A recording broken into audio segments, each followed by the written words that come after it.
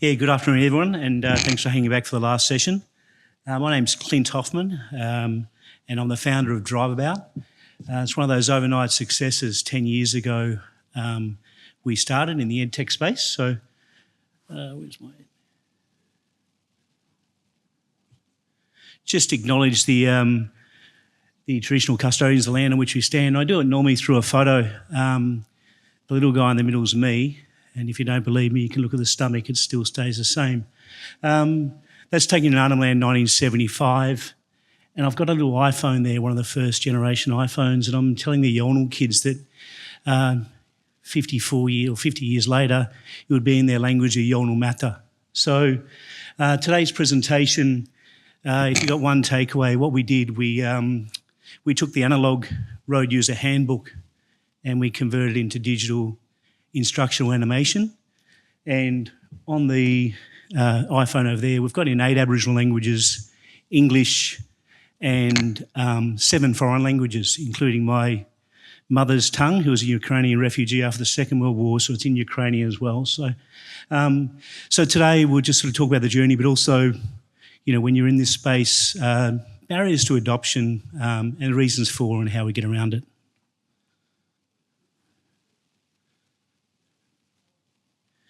So the problem we had when we started, it was sort of social impact. My background is chartered accounting and law, and I have my own consulting firm. But growing up in Arnhem Land, what I found as a chartered accountant, I was professionally, morally, legally obliged to ensure clients understood my advice. So if I'm giving a written document to a client that is illiterate in reading and writing in English, yeah, I'm not really doing my job. So extending that, I play in the risk space. So I've got 4 apps in the App Store: a governance app, a business app, a mental health app, men's wellbeing, and the DriveAbout app. And I believe education can change the risk profile and change behaviour, and we're seeing that. They're the languages that we're in, so 8 of those are Indigenous. We're in, like I said, Ukrainian, Arabic. On Tuesday, I presented to the Chinese consulate in Queensland because we've got it in Mandarin, and they thought it'd be very useful for their 20,000 Chinese university students in Queensland. Just moving through. Pictures speak 1,000 words. When we did our pilot study, actually the top right there, that was taken last week. That's my, I call her my Debly daughter, my stepdaughter. My wife's a Larrakia woman from Darwin, Northern Territory, and she has the Indigenous Road Safety Academy, which has the licence to use our app in Aboriginal languages and really make an impact at ground level. So those kids all speak Pitjantjatjara. They're being educated in Pitjantjatjara in the Australian road rules and road safety principles. And then they're using the I do, we do, you do pedagogy, where they're demonstrating their competency by watching a roundabout, for instance, in Pitjantjatjara language, and then demonstrating if they can do it with a toy car. So gamification is basics. We've moved into T-plates for tourists and temporary visas. We've got 30,000 palm workers in Australia, and there's been 24 road deaths in 3 years for those palm workers. So putting it into the 9 palm languages is what we're sort of talking to the Office of Home Affairs and DFAT and DWA at the moment. But that middle photo sums it all up. In our pilot studies, you've got, that's up in Galawinku, one of my favourite photos. Yappa means sister in Yolngu Matha. So Yappa there, she's looking at the road rules in Yolngu Matha on the iPad. Cup of tea and a Vegemite sandwich. And we've got one of the gentlemen from the CDP program and one of the gentlemen from the store. They've basically been watching the content and demonstrating competency on the mats as well. Moving right along, barriers to adoption, where, you know, it's always tough when you're disrupting existing programs. Bureaucrats don't like risk. So I come from a risk-based background, I understand that.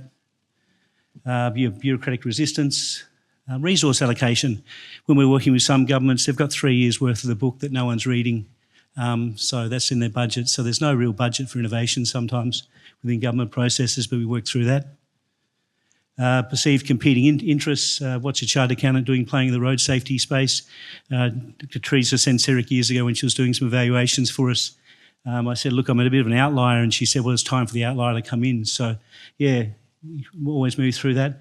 Limited understanding and awareness. So, you know, we're a small founded company. I've financed it. So we take any advantage to sort of speak. I think a couple of years ago we won the highest commendation at the Australian College of Road Safety, so that always helps. And resistance to change. And political and economic factors. Some of our Aboriginal problems stay the same despite which government's in power. So the conference themes, we've demonstrated that we're very inclusive and with all the languages. Elasticity, we pivoted into the work health safety space during COVID. So I've got a work health safety program where we've got companies using Chamber of Commerce Industry WA looking to resell it into Western Australia. And we're continually evolving. One of the things we've done is we have a huge marketing budget. But I look at we produce magnetic LMP plates with a QR code to our app for free. So we're sort of negotiating with Ampol and the likes to be able to sell those just to get the education into who's needed its hands. All our sort of evaluations talk about great engagement, excellent engagement, as you're seeing from those photos. The retention, our instructional animation basically goes through the road rule, road safety principle, and then it shows a sort of non-triggering what happens, what's the consequences if you don't follow the road rule and road safety principles, and using animation, it's a lot less triggering than real-time crashes and trauma. Excellent adoption, and we're just, like we said, we just want to expand our language reach. And we're getting outcomes in Pitjantjatjara language and Uluru. There's been 27 licensed outcomes through the Indigenous Road Safety Academy of kids learning in Pitjantjatjara and passing their L test, which is absolutely fantastic.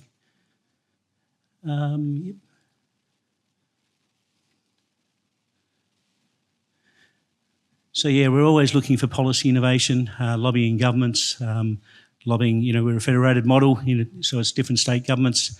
We got signed off by 5 state governments with our content through the process, and just using those LP and T plates to try and get digital adoption.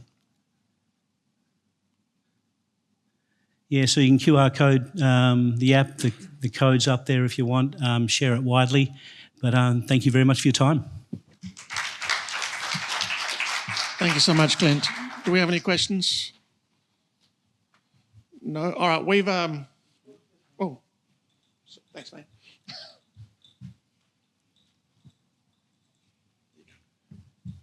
Very interesting presentation. What age group use the app? Is it mainly younger people or is it spread across all ages? Very good question. My daughter started using it at 8.5 and teaching other kids how to use it. Our workforce solution, we've got all sort of employable age groups using that. We just started the African Australian Road Safety Institute concept in Darwin.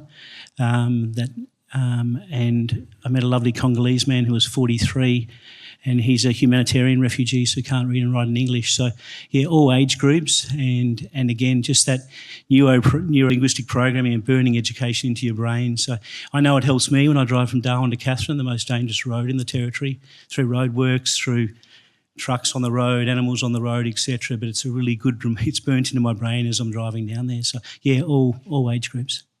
Thank you.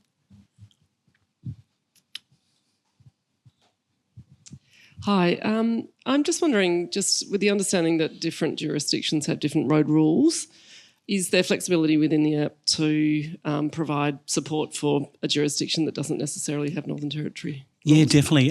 So just a good example of that, obviously giveaway signs is giveaway signs, roundabouts are roundabouts, but we, as a Territorian, I was always scared of driving in Melbourne with hook turns. So I've got hook turn content in all the languages. And there's a couple of light rail in New South Wales and what have you. So the major sort of legislative changes around fines and penalties and that type of stuff, but the basic road rule and road safety principles are pretty much, apart from the outliers like your hook turns. But we're moving into more content at the moment. We're looking at insurance claim data. So one of the biggest insurance claims running into each other in a car park type stuff. So, and then recently there was a death on a beach in Queensland. So looking to keep evolving our content outside the road rule, road safety principles and into the real risk areas. And we did a lot of work with the traffic management, staying safe on roads and working safely on the roads. But yeah, your presentation was excellent, and really some of our education of road users around how to drive safely around roadwork sites. I was just absolutely blown away with some of what we came across during developing that content. All right. Sorry. Since we have one speaker less, what we might actually do is just open it up to all the speakers, if anyone has any questions for any of the speakers as well. Yeah, Chris, being as there are somewhat nearly 130 Indigenous languages in Australia, do you have plans to expand the app? Oh, definitely. So we got coverage because we got a couple of Creoles, and you can actually learn to turn the volume down as well. But in my day job, I'm doing a lot of work up in Arakoon with Glencore, and they're just about to build a bauxite mine, which will have 120 truck movements a day from Weipa to Arakoon. So my governance hat on, I reckon their biggest risk on their risk register will be an Aboriginal person in an accident on that road. So we're working with Glencore to put that into Wikmungun. And I think there's a call out to a lot of corporates that are working in the Indigenous space to, it's about a 30 grand exercise to put it into that language. We work with linguists, we work with the interpreters, we work with the voiceovers, and then we blend it back through 1,798 scripted pages of animation. So we've got $6 million of content, and you see how much it costs doing that type of thing. But yeah, we just, and it's very good from a language restoration point of view. So our Kimberley Creole is sort of part English, part the Aboriginal language from that area. But say on Big and Bull country, they've lost a lot of their language, yet they can do that sort of Creole, part English and part a little bit of the Big and Bull language. So it's fascinating stuff. Thanks. I've just got a question for Rebecca. I'm just wondering if there was any noticeable difference between the statistics you had from rural traffic controllers as opposed to metropolitan. Do you want the microphone? So my understanding is we just did it at a state basis. We didn't drill down even further off the location. But yeah, it would be very interesting, especially in particular because of the high speeds of rural roads and less visibility. But yeah, it's a great question. Did you take our details? I wouldn't mind if you wanted to include that in the next survey. That would be quite a good question. Thank you. Any more questions? No? All right, well, look, it's almost lunchtime. I'd just like to thank all the speakers and for doing a great job, and for all the people who came to watch. I guess, yeah, it's almost lunchtime, so it's a good night from me and it's a good night from him.